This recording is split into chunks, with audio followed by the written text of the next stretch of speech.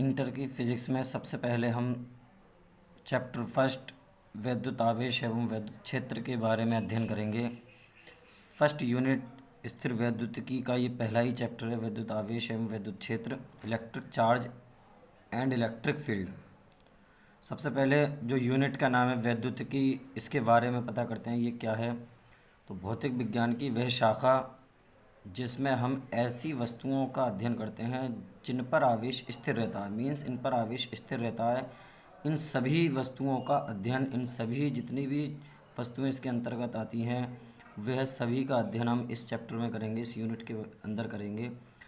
अब विद्युत आवेश का बारे में थोड़ी जानकारी प्राप्त कर लेते हैं। विद्युत आवेश आप लोग जानते होंगे दो प्रकार का होता है, पॉजिटिव चार्ज मीन्स धनात्मक आवेश तथा ऋणात्मक आवेश।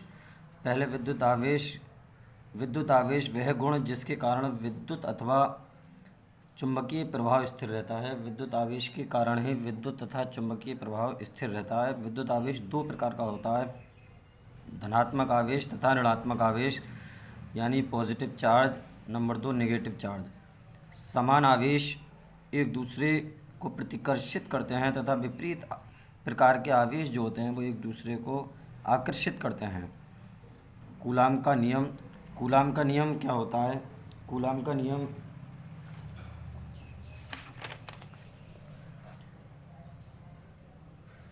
ये दो बिंदु आवेश हैं, सपोज करें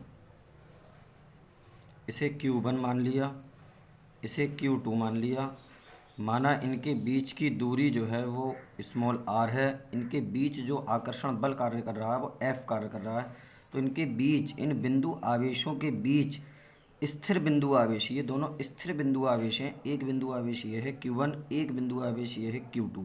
तो इन दोनों के बीच जो आकर्षण बल कार्य करता है वह बल इन दोनों आवेशों के Q1 और Q2 आवेश जो हैं, इन दोनों आवेशों के गुणनफल के, यानी Q1 Q2 समानुपाती, समीकरण नंबर 1, तथा इनके बीच की दूरी यानी Q1 Q2 के बीच की दूरी जो स्मॉल r है, इसके व्युत्क्रमानुपाती, वर्ग के व्युत्क्रमानुपाती 1/r², वर्ग के व्युत्क्रमानुपाती होता है। समीकरण नंबर 2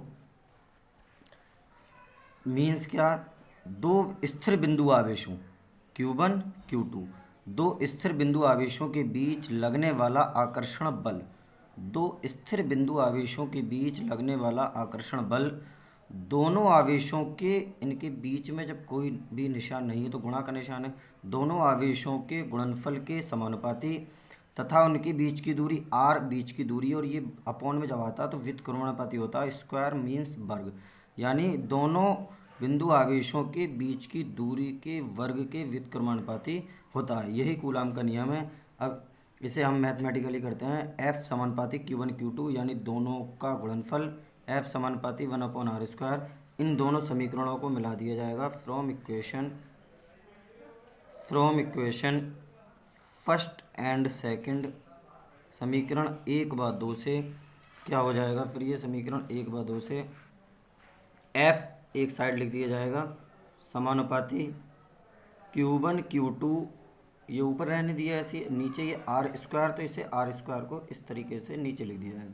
ये दोनों में F है, दोनों समीकरणों में, इसे एक तरफ लिख लिया, समानुपाती का निशान लगाया, ये ऊपर है ऊपर लिख दिया, r² नीचे है इसे नीचे रहने दिया। अब ये समानुपाती का निशान हटाएंगे तो एक नियतांक ले आएंगे, नियतांक यहाँ 1/4πε0 इंटू के, इसे ऐसे रहने देंगे Q1 Q2/r²। ये कूलाम के नियम का सूत्र होता है, जो मैथमेटिकली रूप होता है वो यह होता है। अब इसमें 1/4πε0 ये नियतांक है, इसका मान निश्चित 9×10⁹ होता है। इसका मात्रक क्या हो जाएगा? देखो 1/4πε0 इंटू के, जब हम यहीं पर रोकेंगे तो r² इधर जाएगा, ये r² क्या है? बीच की दूरी, f का मात्रक न्यूटन, r² इधर आएगा, r का मात्रक बीच की दूरी का मात्रक मीटर, तो न्यूटन मीटर स्क्वायर। ये Q1 Q2 दोनों आवेश हैं, आवेश का मात्रक कूलाम, तो कूलाम स्क्वायर हो जाएगा, ये नीचे आ जाएगा, यानी न्यूटन मीटर स्क्वायर प्रति कूलाम स्क्वायर। दोबारा एक बार और समझते हैं। इस नियम के अनुसार दो स्थिर बिंदु आवेशों के बीच, ये एक स्थिर बिंदु आवेश ये है, एक स्थिर बिंदु आवेश ये है, दो स्थिर बिंदु आवेशों के बीच लगने वाला आकर्षण बल दोनों आवेशों के, एक आवेश ये है एक आवेश ये है, दोनों आवेशों के गुणनफल के समानुपाती तथा उनके बीच की दूरी मीन्स आर, बीच की दूरी के वर्ग, वर्ग ये है, वर्ग के व्युत्क्रमणपाती, व्युत्क्रमणपाती मीन्स ये नीचे मौजूद है होता है। समीकरण एक ऊपर वाली, समीकरण दो ये नीचे वाली मान ली, दोनों समीकरणों को मिला दिया, frame equation first and second, F समानुपाती Q1 Q2 upon are square, F दोनों तरफ एफ ई एफ है, दोनों समीकरणों में से एक बार लिख लिया, समानुपाती एक बार Q1 Q2 upon are square, ये ऐसी समानुपाती का निशान हटाया, इसकी जगह पर एक कांस्टेंट लिया है 1/4πε0 इंटू के Q1 Q2 upon are square. 1/4πε0 एक नियतांक है, इसका मान 9 × 10⁹ निश्चित होता है। ये देखना आप कूलाम का नियम, इस नियम के अनुसार किन्हीं दो स्थिर बिंदु आवेशों के बीच, किन्हीं दो स्थिर बिंदु आवेशों के बीच लगने वाला आकर्षण बल, ये दो स्थिर बिंदु आवेश हैं, इनके बीच लगने वाला आकर्षण बल क्या होगा, दोनों आवेशों के गुणनफल के समानुपाती ये, और इनके बीच की दूरी जो स्मॉल आर है इसके वर्ग के व्युत्क्रमानुपाती। आकर्षण बल दोनों आवेशों के परिमाणों के गुणनफल के समानुपाती तथा उनके बीच की दूरी के वर्ग के व्युत्क्रमानुपाती होता है। तो Q1 Q2 इनके बीच की दूरी r है, F समानुपाती Q1 Q2 समीकरण F व्युत्क्रमानुपाती आर स्क्वायर समीकरण 2, इन दोनों समीकरणों को मिला दिया जाएगा।